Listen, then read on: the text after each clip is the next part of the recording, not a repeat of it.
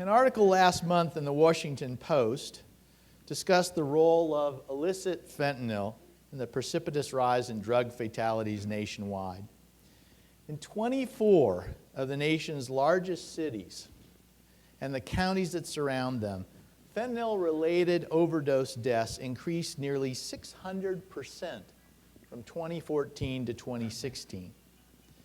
Recently, we heard the President declare the opioid crisis a national emergency. You may not know that we already have some 28 other emergencies that are presently active under the National Emergencies Act of 1974. I can't update you on the progress of those.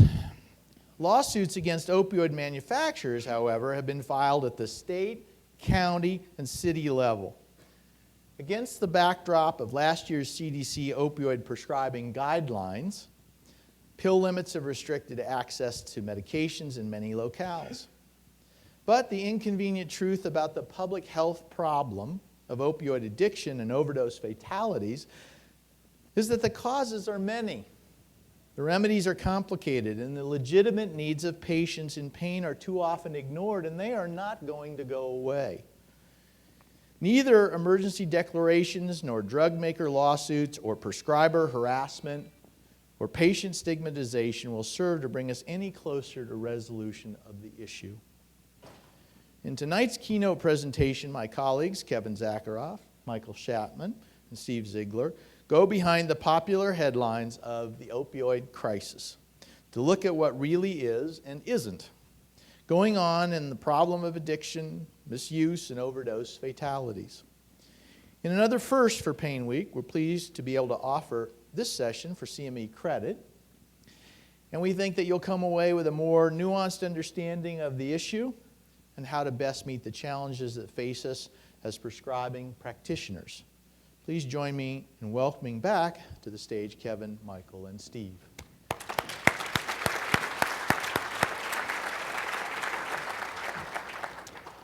Thank you. Are you now, or have you ever been? We've heard that somewhere before. 70 years ago, in fact. 70 years ago, government officials and the media exploited our fears. Propaganda and hysteria, not rational discussion, carried the day. Many Americans were subject to persecution, threats, and intimidation. People lost their jobs, they were blacklisted, and they lost their reputations. Today, it's opioid McCarthyism. But instead of fearing people and their political beliefs, we are being told to fear opioids, all opioids. In such a climate, everyone seems vulnerable to some level of persecution. Practitioners for prescribing, patients for seeking relief, and people struggling with addiction. And like decades ago, we are hearing a lot about witch hunts. Seems like deja vu all over again. So the question becomes, what is a witch hunt?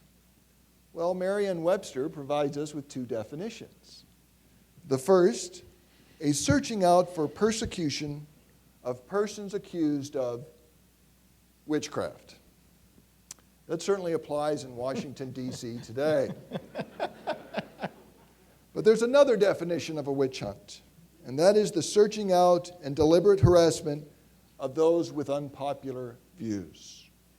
It is this latter definition that seems most applicable today in regards to the pain community and the existing narrative which is ongoing. We have government investigations of the pharmaceutical industry, government investigations of prescribers. We have allegations of conflict of interest for anyone receiving any industry support. And we have marginalization of people in pain. These are indeed troubling times.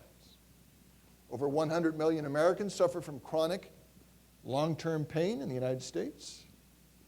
Millions suffer from undertreated post-surgical pain, which can lead to chronic conditions.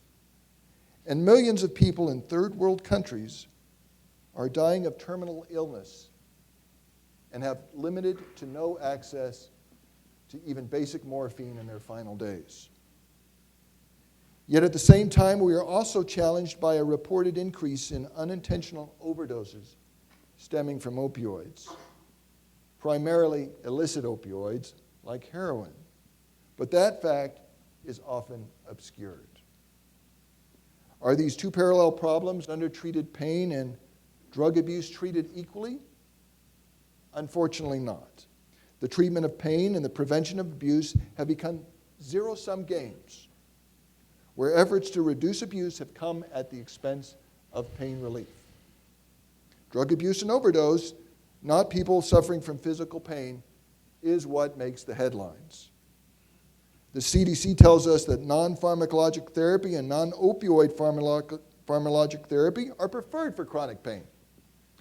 Yet it ignores the reality that there are few alternatives that are as effective or covered by reimbursement. Denial of coverage is denial of care. We also see millions of dollars pledged to help reduce substance abuse disorders, which is good. Yet we see very little money dedicated to research in pain and its treatment.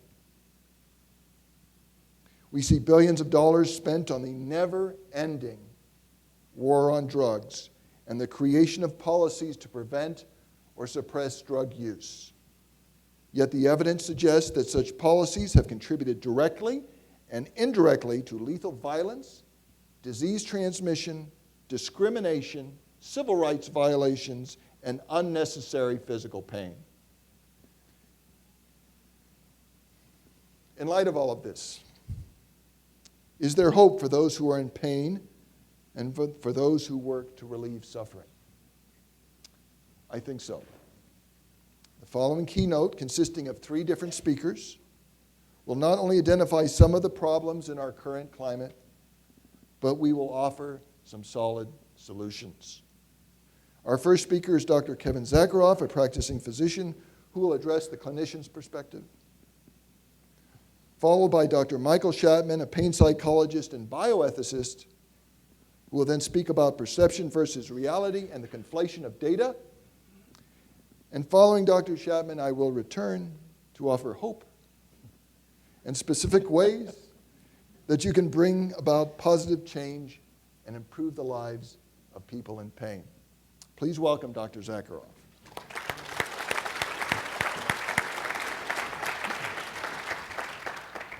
Thank you, Stephen. So, I'm a zealot. I have been a zealot. I'm still a zealot. For those of you who know me, you know there's a recurring theme in almost every talk I give, and that is that it's all about the patient at the end of the day. And I will be zealous for that cause for as long as I stand at these meetings. From a clinical perspective, things are challenging. How can clinicians stay within what seem like ever-changing opioid prescribing guidelines and constraints? Regulatory pressures that are facing them in new and different ways. And yesterday in my talk, the regulatory agency will see you now, I talked about the sheer number of regulatory agencies that are getting involved. It's challenging. We have to do the things that we are learning about here this week. We have to do the assessment. We have to make a diagnosis. We have to evaluate risk. We have to think about adverse effects. And we have to communicate with patients, and we have to get informed consent.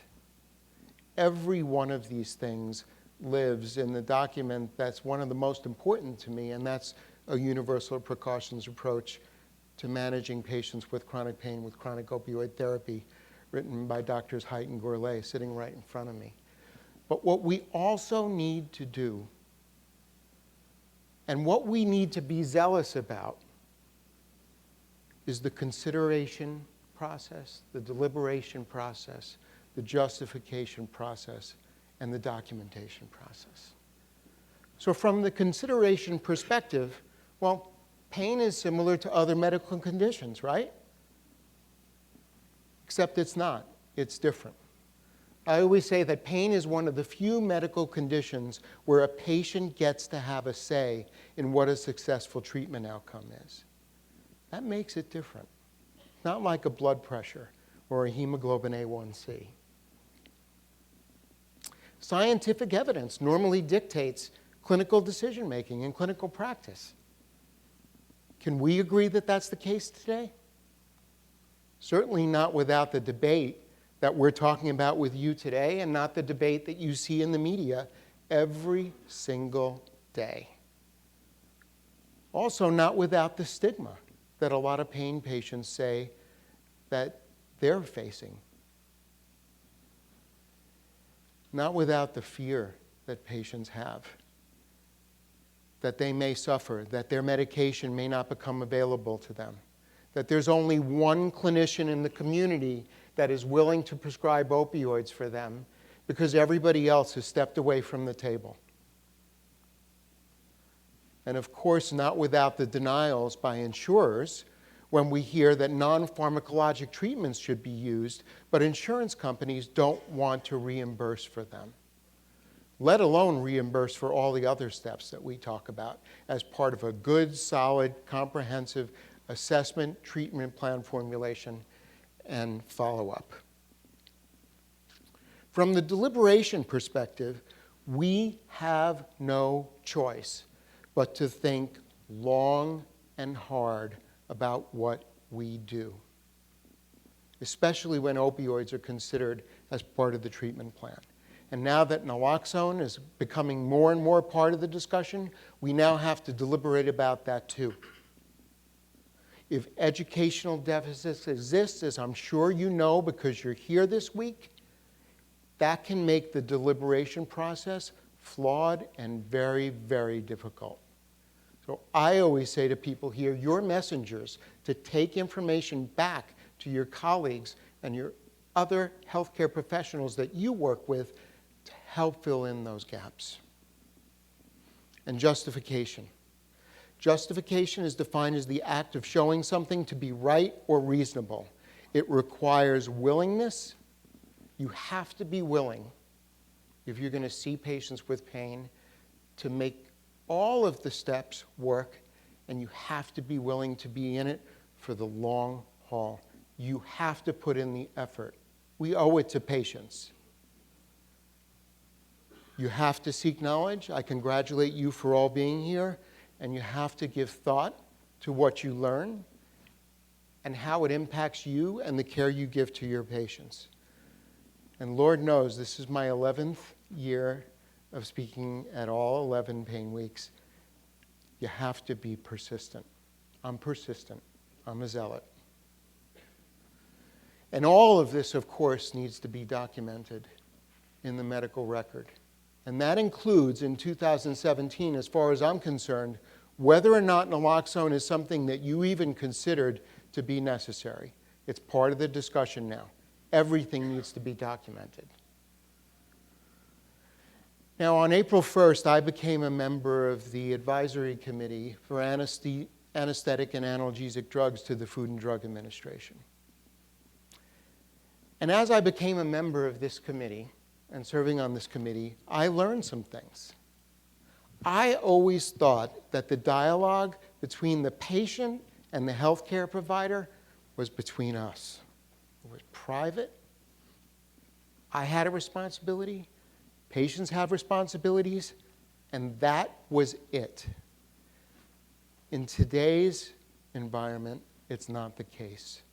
There are other forces at play and other things that we need to consider. We need to consider the regulators and what they're doing.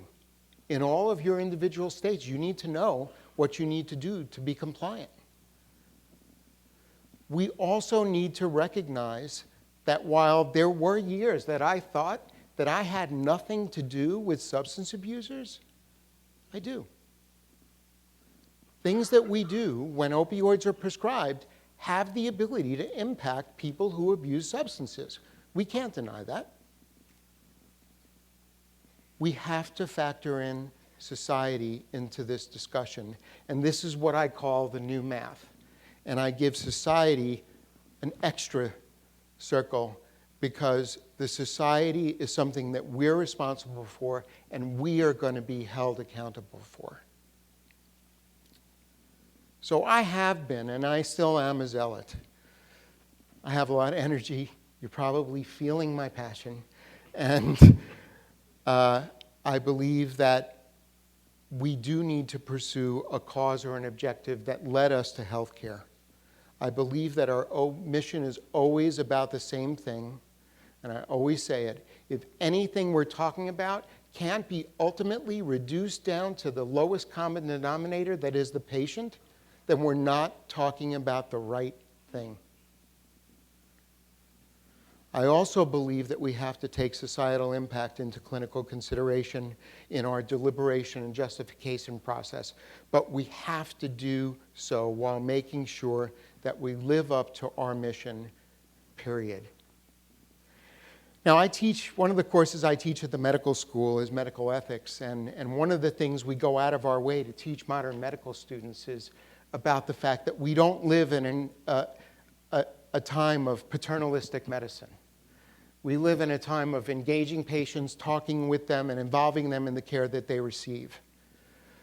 But the reality is that at some level, we do have a parental role to our patient population. And we even have a parental role to people who abuse substances, because we are sought out for our guidance, for our opinion, and we help them make decisions. And sometimes when my medical students are given written assignments, they write poems instead of writing narratives. And I am not a poet. But I do have lyrics to a song that are somewhat poetic, and I think that they reflect what I'm trying to get across with respect to what I see as this parental-child relationship we have with both patients and substance abusers. Who will love this child when others turn away? Who will be there to sacrifice, to turn darkness into light and wipe away the tears each time they fall? And who will love this child, so lost and all alone? Do we pretend we cannot see? How desperately he needs the comfort and peace that love can bring. And if we close our hearts to the cry of the child in need, who will care for the orphan in the rain? Who will be there with comfort from the pain? Lord on high, shine your light, for I fear I cannot go, until at last I know who will love this child. And when the moment comes to lend a hand, who will care for a child without a name? Who will be there when others whisper shame? For I fear we all shall pay if no one there will say, who will love this child? I'm a zealot. Thank you very much.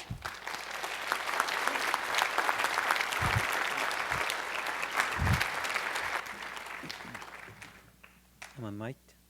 Am I mic'd up? Okay. Wonderful job by people who have just spoken. My friend Dr. Ziegler pointed out that I'm a bioethics guy and a pain psychologist. I just left practice after 32 years in the trenches with patients. But also I'm a researcher. I've been editor-in-chief of the Journal of Pain Research for 4.5 years, and I'm not a particularly good science, but I'm a data junkie, and I know stinky data when I see it. It just smells really bad. And it smells particularly disgusting when it's impacting these very vulnerable children of whom Dr. Zacharoff speaks. So I'm going to talk a little bit about stinky data and its impact. The opioid crisis, we have to talk about the historical context if we're going to talk about it at all. And none of us is going to deny that the prescription opioid crisis was real. I mean, yeah, for a while, it was a real problem. But what about today, in 2017? Are we in the midst of a prescription opioid crisis? This figure of 16,000 prescription opioid deaths annually remains constant, which is really puzzling to me because no one's prescribing. Everyone's afraid to prescribe. So how are the same number of people dying? Are people taking their drugs and finding new and better ways to die on them? I don't think that's the case. So I have to ask, is this figure really accurate? And I'm positing that maybe it's not, and we have to define what constitutes a legitimate prescription opioid death. What is the real cause of opioid mortality today in 2017? Not in 2009, but today. So a couple numbers. 2014 to 2015, there's a slight increase in overall opioid death rates, driven largely by increases in deaths involving heroin and synthetic opioids other than methadone. Death rates were, due to heroin increased 20.6%, and those from synthetic opioids other than from methadone increased about 72.2%. Kind of some scary numbers. Similarly, Lusick and Nelson found that between 2013 and 2014, the death rates for synthetic opioids, excluding methadone, increased by 80%, okay, largely because of increased use and abuse of what they refer to as non-pharmaceutical fentanyl. We all know about fentanyl, right? Fentanyl is a Schedule II drug that's available in a transdermal form, and that's very effective for treatment of cancer pain. Because it's transdermal, it can be abused, but it's a little trickier to abuse than say, generic oxycodone. You can't grind it up, and only the most savvy people know how to abuse it. So it's not the pharmaceutical fentanyl, but the non-pharmaceutical fentanyl, and the distinction has to be made. This is manufactured in clandestine labs, primarily sourced out of Mexico, and these fentanyl analogs and precursor chemicals, most notorious of which is carfentanil, they're obtained from distributors around the world, places like China. You hear about China White, and Germany and Japan. And they're generally mixed into heroin to strengthen the heroin, because the data show that fentanyl analogs are anywhere from 40 to 1,000 times as strong as heroin. So among addicts, this has become the hamburger helper of heroin. And there's a little humor to it, but it's very, very sad, because this is what's killing people. So these analogs, this bootleg fentanyl, it's not listed as a Schedule II drug because there's no therapeutic benefit for it unless you're trying to take down an elephant. And it's not listed as a Schedule I drug, but it certainly needs to be. So the question is, how many non-pharmaceutical or bootleg fentanyl and heroin deaths are reported, though, to this day as prescription opioid deaths? Well, again, here comes a little bit of data. I won't bore you too long, but in 2015 in New Hampshire, there are 351 total opioid deaths. So people who are zealously against opioids can say, oh gosh, too much prescribing going on. Well, only 28 died of heroin as a single drug overdose, so it must be other stuff. Fentanyl is a factor in 253 of these overdose deaths. And then we're not talking about prescription fentanyl, we're talking about typically carfentanil. Okay? And these data come from the New Hampshire State Medical Examiner. So if we look at the percentage, and these are all counted as prescription opioid deaths, you're saying we've got a problem here. This is not really what it appears to be. But there's even more recent data that come from the first 3.5 months of this year from New Hampshire. Okay?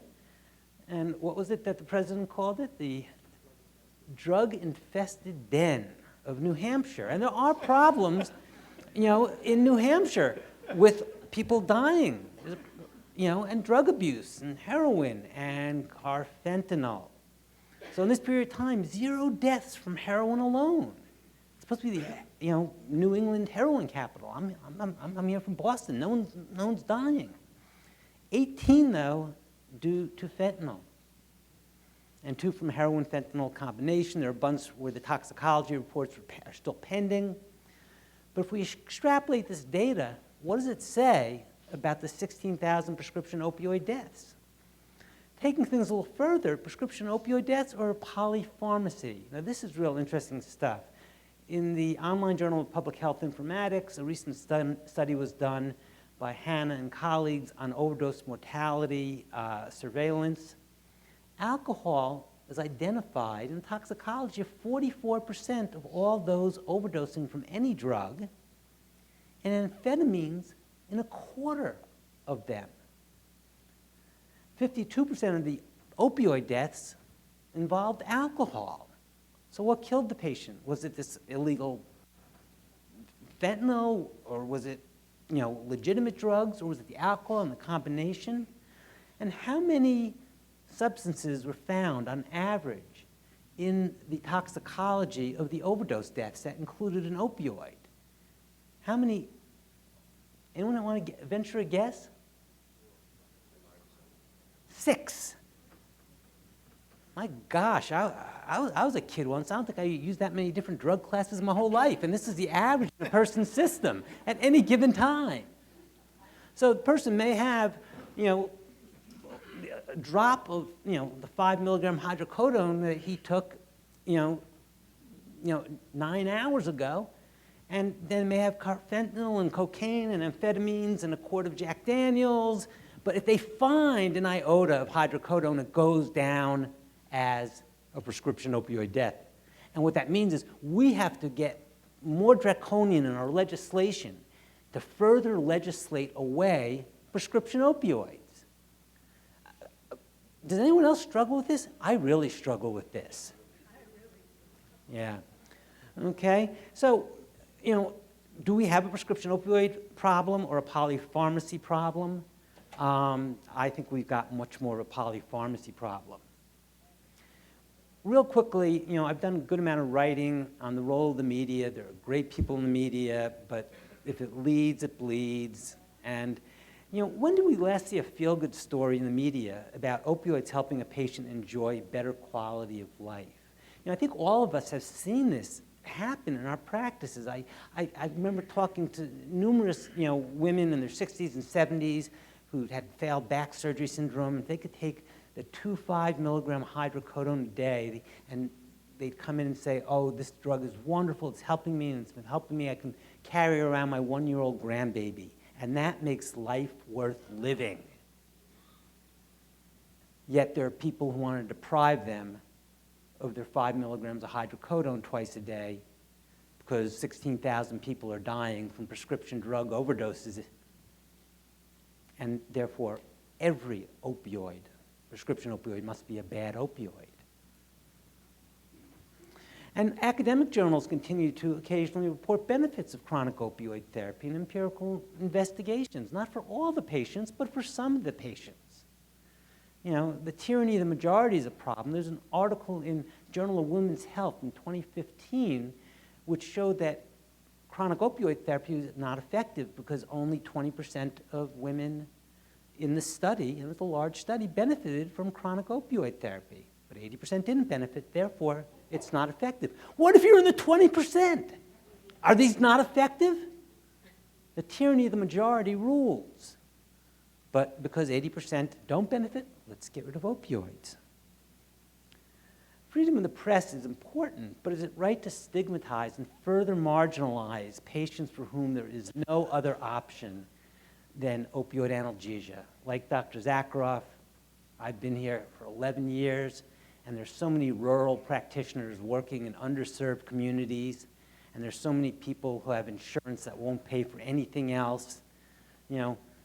I'm looking at some stats now with Dr. Lynn Webster about untreated chronic pain and suicide, and we're starting to gather data on that. It's really, really scary.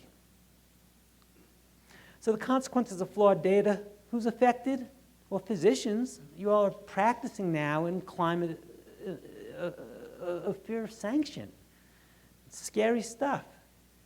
And certain groups have identified their goal as reducing opioid prescribing. And that's generally a good idea. Half my practice for many years was taking people who never should have been put on opioids off of opioids. Okay? I'm not pro-opioid, but I'm not anti-opioid. I'm pro-patient. And look at each patient as a unique individual. So generally a good idea, but not always. A takeaway point here, not prescribing is not necessarily synonymous with responsible prescribing. Because as Dr. Zacharoff has mentioned, we do have paternalistic responsibility to our patients. Defensive medicine abounds. Hospital-owned primary care practices, they're in the worst shape because they oftentimes have attorneys saying, I don't care if your patient has been perfectly adherent to opioids and has been free of any aberrancy, it's just too risky for the hospital, so you've got to stop. These seem to be the people that are killing themselves. And what about patient well-being? Patient attitudes about non-prescription are best identified not through quantitative analyses that you typically see in journals, but qualitative analyses. Patients are very dissatisfied with the lack of options for treatment. Okay? They feel that they're treated like drug addicts. Oh, you have chronic pain, so you must be an addict. And their stigmatization and marginalization, it doesn't help them emotionally either, obviously. We're just beginning to, again, identify data on suicide. And finally, society as a whole. We know about the deleterious impact of overprescription of opioid analgesics on society as a whole.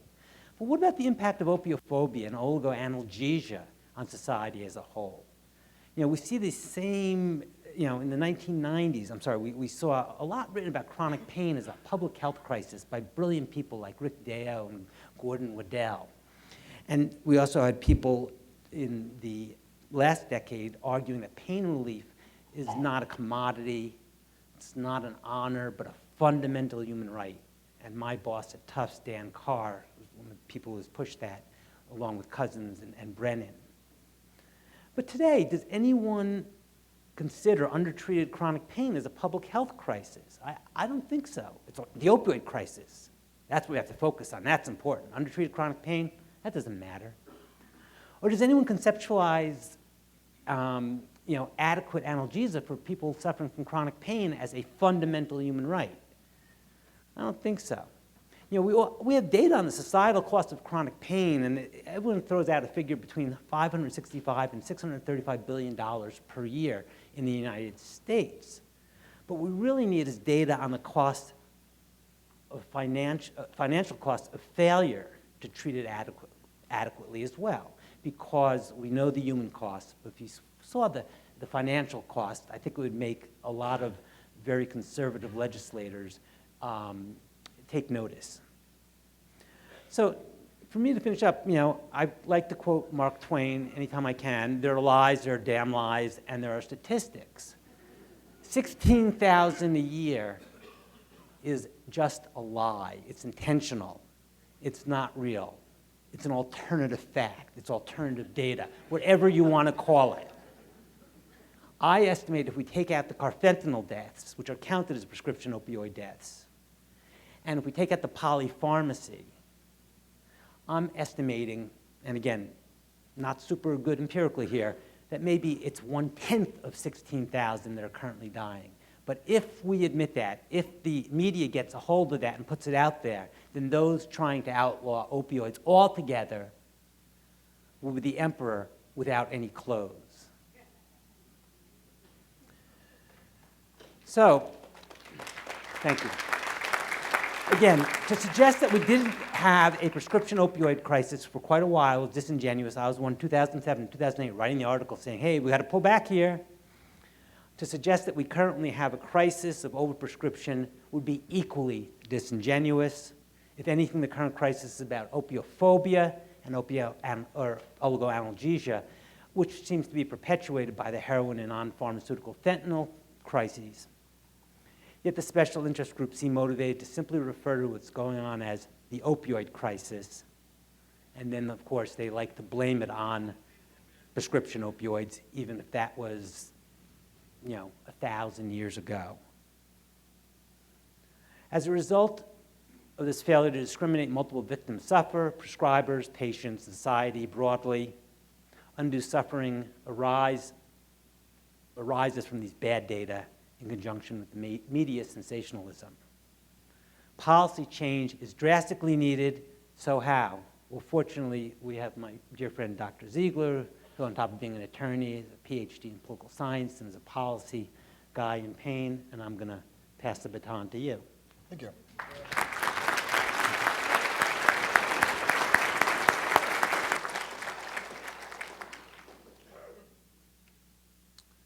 Becoming a voice for positive change. How do we accomplish that? Well, I'll start out with a recognition by the AMA. The AMA Code of Ethics recognizes that while physicians shall respect the law, they also have an ethical responsibility to seek changes in those laws that are contrary to the best interests of the patient. We see evidence of laws contrary to those best interests today. Until a last-minute clarification, one state recently passed a law that would require all patients on long-term opioid therapy to have their daily dose reduced to a maximum of 100 milligrams MED without the patient's consent. How many people would have been affected by that? 16,000 at least in this one particular state. So, how can the medical community seek changes? The first thing you can do is say something. Speak up. Silence implies consent. We can start by emphasizing the need publicly for balanced approaches. Pain and substance abuse are not zero-sum games. We need policies that prevent abuse while at the same time ensure appropriate access. It is not a zero-sum game. Secondly, you can ask what you can do for the other side, so to speak. If you are in the pain community, how can you help the addiction community, for example, and vice versa? For example, Dr. Doug Gourlay suggests that prescribers who treat pain should become talented amateurs in addiction medicine. Well thought. And as far as the addiction community, how can they help those in pain medicine? Well, one way would be to emphasize the positive efforts of others that seek to ensure access while preventing abuse. Specifically, as an example, the webpage for the Community of Anti-Drug Coalitions of America took the time and effort to highlight the Comprehensive Addiction and Recovery Act of 2016, also known as CARA. We're going to hear a lot more about that here in a few moments. And one of the many great things that this federal legislation establishes is a task force on pain management. Section 101 of that law, in which the Community of Anti-Drug Coalitions of America put on their website, Section 101 of that law provides a seat at the table for all stakeholders. The membership of this task force will include, but not be limited to, representatives from various federal agencies, HHS, the VA, the DOD. Currently, here's a contrast, practicing physicians, dentists, and non-physician prescribers, pharmacists, experts in the field of pain research, experts in addiction, representatives from pain management organizations, pain advocacy groups, including patients. And once those recommendations about best practices have been created by this task force, the public will have at least 90 days to submit comments, as opposed, I don't know, in contrast to the 24 hours that the CDC originally offered the public to make comments about those guidelines. This federal legislation, CARA, recognizes the importance of being involved. Because bottom line is, if you don't have a seat at the table, you're going to be on the menu. You don't want to be on the menu. In addition to emphasizing positive efforts, the other things that you can do, other ways to bring about positive change, is to participate at the local and state level in some way. Speak out when the well-intentioned media gets it wrong. It does no good to call it fake news, even if one individual that we know thinks that's a winning strategy. We need a free press, but we need an accurate one. You can also advocate for policies based on evidence, not merely opinion. You can contact your professional associations in your state, the NGOs, to see how you can help and what they are doing to help bring about this balance, because we're out of balance right now. Often your own state associations are more up to date and more helpful, unfortunately, than state agencies. Moreover, you can write editorials and you can testify before state medical boards. Since few people do it, your testimony can carry enormous weight and help policymakers create balanced policies, those that ensure access while preventing abuse. You can also write letters or call your elected officials. And when you call them, don't use profanity. At least not on the first call. And encourage others to do the same. Not use profanity, but call their representatives. Although as a scientist I prefer empirical data, never underestimate the value of a compelling, true story to an elected official. They love stories. You can also help change the national landscape, go beyond the state and local, and have a positive impact on pain treatment and preventing abuse by serving or nominating someone to serve on the pain management task force that I just spoke about, that is now being formed pursuant to CARA. The deadline to apply is very soon. The deadline to nominate yourself or someone else is September 27th, 2017. Simply Google Pain Management Task Force Code of Federal Regulations, and you'll be able to find the location. The Pain Management Task Force represents a tremendous opportunity to bring about positive change by getting everyone to the table to help them work together. And this idea of working together brings me to my final few comments. These are indeed troubling times. Our country is divided. The pain and addiction communities seem to be at odds with each other as well. Is there a way that our society can come back together? Is there some type of solution? Well, ironically, one possible solution comes from a member of the media, journalist Malcolm Gladwell, who's a Canadian citizen. I saw him speak the other day, and he said that the one thing that continues to baffle me about American society is how Americans love to accentuate how they are different from each other. Whereas in Canada, all we do is celebrate what we have in common. Maybe we should give that a try and find that common ground that unites all of us. Thank you, and welcome to PAINWeek 2017.